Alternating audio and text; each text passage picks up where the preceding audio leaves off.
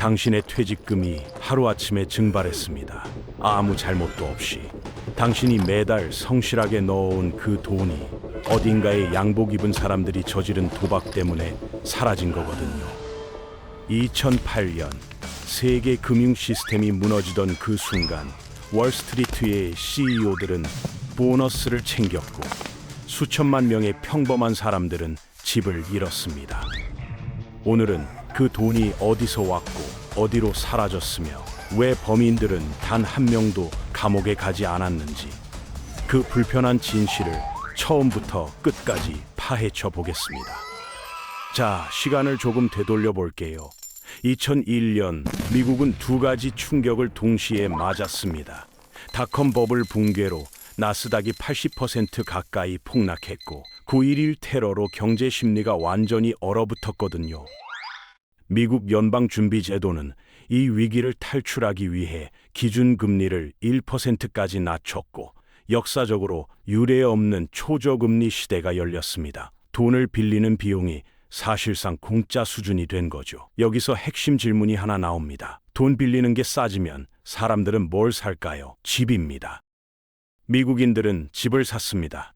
너도 나도, 심지어 자격이 전혀 없는 사람들까지도요. 연소득이 3만 달러인 사람이 50만 달러짜리 집을 샀고 직업이 없는 사람도 신용등급이 바닥인 사람도 대출을 받았습니다. 은행 창구 직원이 서류를 대충 보거나 아예 안 받거든요. 왜 그랬을까요? 은행은 이 대출을 자기 장부에 그냥 쥐고 있지 않았습니다. 대출을 만들자마자 팔아버렸거든요. 팔면 손이 떨어지니까 대출이 나중에 부실해져도 자기 문제가 아닌 거죠. 쉽게 말하면 문제를 만들고 남한테 떠넘기는 구조인데 이 시스템이 작동하려면 한 가지가 필요합니다. 떠넘길 대상, 즉 사는 사람이 있어야 하죠. 그 사는 사람이 바로 월스트리트의 투자은행들이었습니다. 투자은행들은 이 불량 대출들을 모아서 묶었습니다. 수백 수천 개를 한 바구니에 담은 뒤 그걸 채권처럼 만들어서 전 세계 투자자들에게 팔았는데 이게 바로 주택담보부증권, 영어로 MBS라고 불리는 겁니다. 여기서 마법이 하나 등장합니다.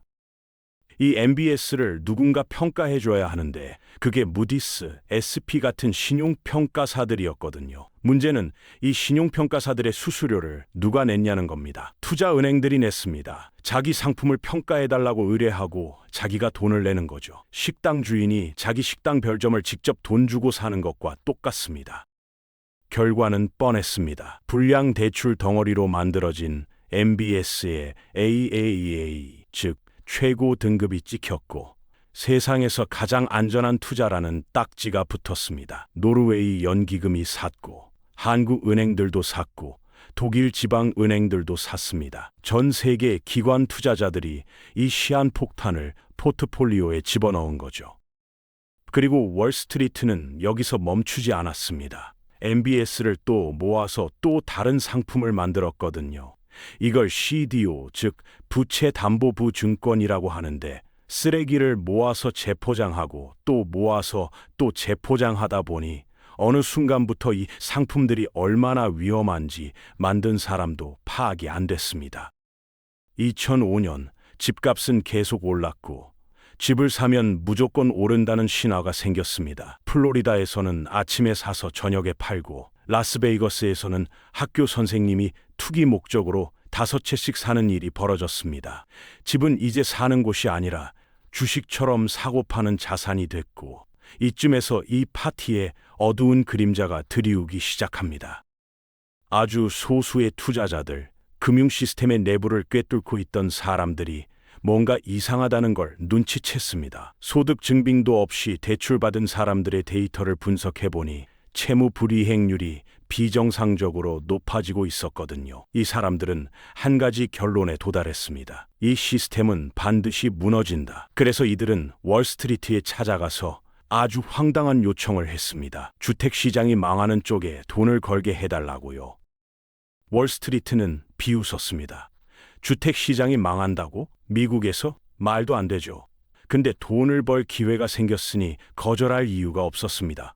이렇게 만들어진 게 CDS, 신용부도스왑이라는 겁니다. 쉽게 말하면 주택담보보증권이 망할 경우에 보험금을 받는 계약인데 여기에 엄청난 함정이 있었습니다. 보험을 들어야 할 자산을 실제로 보유하지 않아도 CDS를 살 수 있었다는 겁니다. 마치 옆집에 불이 나면 자기 돈을 받는 화재보험을 그 집에 살지 않아도 누구나 들 수 있는 것과 같습니다. UBS, 스위스를 대표하는 세계 최대 규모의 은행 중 하나였습니다. 100년이 넘는 역사에 안전한 스위스 은행이라는 이미지를 가진 이 회사가 MBS와 CDO를 사들이기 시작했습니다. 얼마나 샀냐고요? 무려 500억 달러어치, 우리 돈으로 약 70조 원에 가까운 미국 부동산 파생 상품을 쌓아뒀습니다. 스위스 은행이 왜 미국 서브프라임 쓰레기를 샀냐고요? 수익률이 좋았거든요. AAA 등급인데 일반 채권보다 이자를 더 줬으니 안 살 이유가 없었던 거죠. 결과는 처참했습니다. 2007년에서 2008년 사이 UBS는 약 380억 달러의 손실을 기록했고 스위스 정부가 긴급 구제에 나서야 했습니다. 세계에서 가장 신중하다는 스위스 은행조차 이 함정을 피하지 못한 겁니다. 2006년 말부터 금리가 오르기 시작했습니다. 연방준비제도가 인플레이션을 잡으려고 금리를 올렸거든요. 2004년에 1%였던 기준금리가 2006년에는 5.25%까지 올라갔고 그 순간 도미노가 쓰러지기 시작했습니다. 변동금리로 대출을 받은 사람들의 매달 상환액이 갑자기 2배가 됐거든요. 소득은 그대로인데 낼 돈이 갑자기 늘어나니 버티지 못한 사람들이 집을 내놓기 시작했고 매물이 늘어나자 집값이 내려가기 시작했습니다. 이 전체 시스템이 집값이 절대로 안 떨어진다는 전제 위에 세워져 있었기 때문에 집값이 떨어지기 시작하는 순간 모든 계산이 틀어진 거죠. 2007년 서브프라임 대출의 채무 불이행률이 급등했고 베어스턴스라는 투자은행의 헤지펀드 2개가 문을 닫았습니다. 신호탄이었습니다. MBS를 잔뜩 들고 있던 금융기관들이 패닉에 빠졌거든요. 이 증권들의 실제 가치가 얼마인지 아무도 몰랐고 너무 복잡하게 묶어놔서 분석 자체가 불가능했습니다. 그러니 아무도 사려 하지 않았고 살 사람이 없으니 가격은 사실상 제로가 됐습니다. 은행들이 조용히 손실을 감추기 시작했지만 숨길 수 없는 순간이 왔습니다. 2008년 3월 베어스턴스가 무너졌습니다. JP 모건이 연준의 도움을 받아 주당 2달러에 사들였는데 1년 전 주가가 170달러였던 회사를요. 시장은 정부가 막아줄 거라는 기대로 잠깐 안도했습니다. 그리고 2008년 9월 15일 리먼 브라더스가 파산을 신청했습니다. 158년의 역사, 6천억 달러의 자산이 하룻밤 사이에 사라진 겁니다. 이번에는 정부가 구하지 않았습니다. 도덕적 해이를 막겠다는 의도였지만 결과는 정반대였습니다. 시장이 공황에 빠진 거죠. 리먼도 살려주지 않는다면 다음은 누구야? 은행들이 서로를 믿지 못하게 됐고 은행 간 단기 대출 시장이 완전히 얼어붙었습니다. 단 며칠 만에 글로벌 금융 시스템의 혈액순환이 멈춰버린 거죠. 기업들이 직원들 월급을 줄 돈을 빌릴 수 없게 됐고 소비자들은 신용카드가 막혔으며 자동차 할부도 학자금 대출도 중소기업 운영 자금도 전부 막혔습니다. UBS가 무너지기 일보 직전이었습니다. 수백억 달러의 손실을 감당할 여력이 없었거든요. UBS가 무너지면 유럽 전체 금융 시스템이 흔들리기 때문에 스위스 정부는 결국 UBS에 약 600억 달러 규모의 구제 패키지를 투입했습니다. 같은 시기 미국 정부는 7천억 달러 규모의 부실 자산 구제 프로그램 TARP를 발동했고 시티그룹에 450억 달러, 뱅크 오브 아메리카에 450억 달러, 모건 스탠리와 골드만삭스에도 수십억 달러씩 세금이 들어갔습니다. 미국 연방준비제도는 금리를 제로 수준으로 낮추고 양적 완화를 꺼냈는데 중앙은행이 직접 채권을 사들이면서 시장에 돈을 푸는 방식으로 2008년에서 2014년 사이에 약 4조 5천억 달러를 시장에 쏟아부었습니다. 이 조치들이 시스템 자체의 붕괴는 막았습니다. 하지만 그 대가는 누가 치렀을까요? 실업률이 10%까지 올라갔고 일자리 870만 개가 사라졌습니다. 미국에서만 380만 가구가 집을 잃었고 가계 자산 19조 달러, 우리 돈으로 이경 6천조 원이 증발했습니다. 평생 성실하게 일해 모은 퇴직연금이 반토막 났고 집을 담보로 대출을 받았더니 집값이 대출금보다 낮아져서 집도 없고 빚만 남은 상황이 됐습니다. 반면 월스트리트는 어떻게 됐을까요? 정부 구제금융을 받은 골드만삭스는 2009년에 직원 1인당 평균 보너스로 약 60만 달러를 지급했습니다. 세금으로 살아난 회사가 구제금융을 받은 그 다음 해에 성과급 잔치를 벌인 거죠. 형사처벌을 받은 월스트리트 최고 경영자는 몇 명이었을까요? 제로입니다. 단 한 명도요. 전 세계 금융 시스템을 박살낸 사람들이 조용히 황금 낙하산을 타고 퇴직했습니다. 이 분노가 쌓여 2011년에 터졌습니다. 뉴욕 주코티 공원에 수천 명이 모였고 우리는 99%다라는 구호와 함께 월스트리트를 점령하라 운동이 시작됐습니다. 부의 불평등과 금융 시스템의 부도덕함, 그리고 책임지지 않는 권력에 대한 분노였습니다. 이 운동이 금융 시스템을 바꿨냐고요? 솔직히 말하면 별로요. 2010년에 도드 프랭크 금융개혁법이 통과됐고 은행의 자기 자본 비율을 높이고 파생상품 거래를 규제하는 내용이 담겼지만 이 법은 시행 전부터 로비를 받기 시작했습니다. 은행들이 수천 명의 로비스트를 워싱턴에 풀어 법 조항 하나하나를 희석시키고 예외 규정을 만들고 시행 시기를 늦추면서 실질적인 규제력을 약화시킨 거죠. 2018년에는 도드 프랭크의 핵심 조항이 완화됐고 금융 시스템의 안전망이 또 한 번 얇아졌습니다. 그렇다면 한국은 어땠을까요? 우리나라도 이 충격에서 자유롭지 않았습니다. 2008년 하반기 코스피가 40% 넘게 폭락했고 원달러 환율은 단 몇 달 만에 900원대에서 1,500원대까지 치솟았거든요. 수출 기업들은 환율 급등으로 일시적으로 숨통이 트이는 듯 했지만 글로벌 수요 자체가 쪼그라들면서 수출량이 급감했습니다.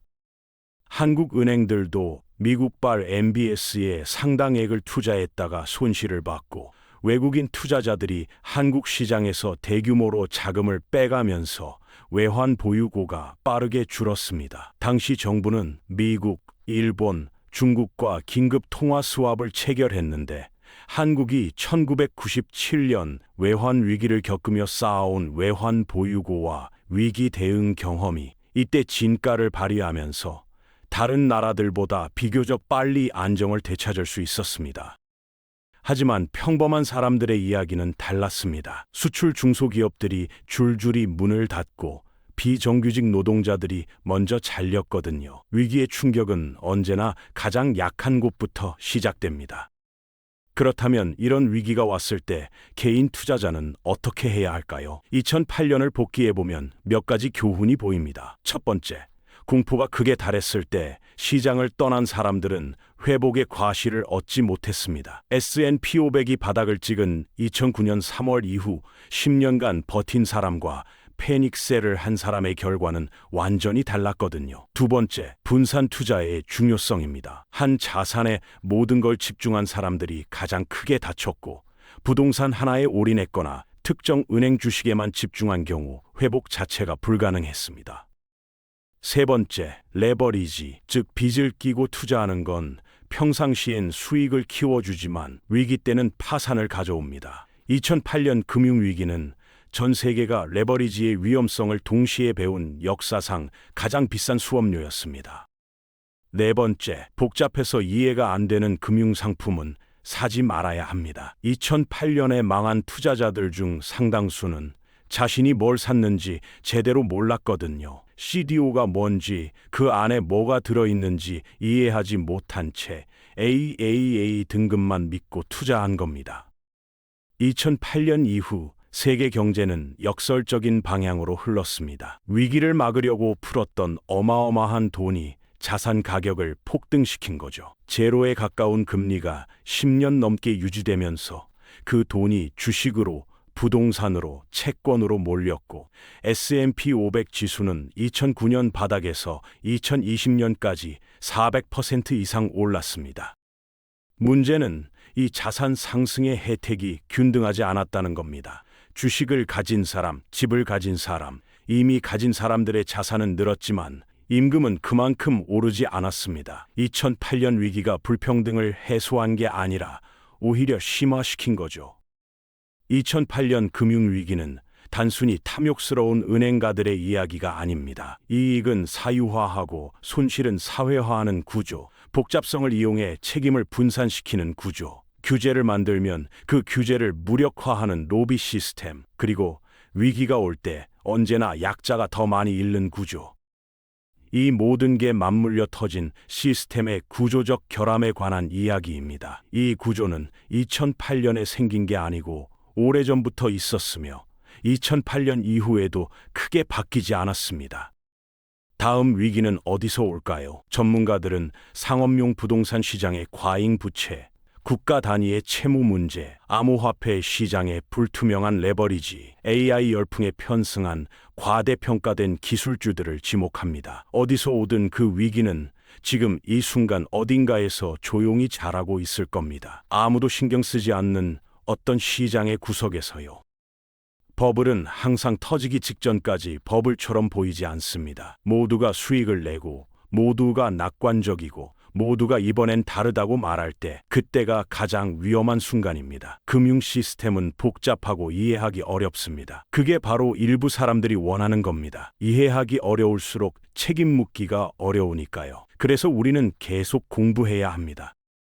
다음에는 이 금융위기 이후 미국이 쏟아부은 달러가 신흥국 경제에 어떤 충격을 줬는지, 그리고 한국 경제는 어떻게 이 파도를 피했는지 자세히 알아보겠습니다.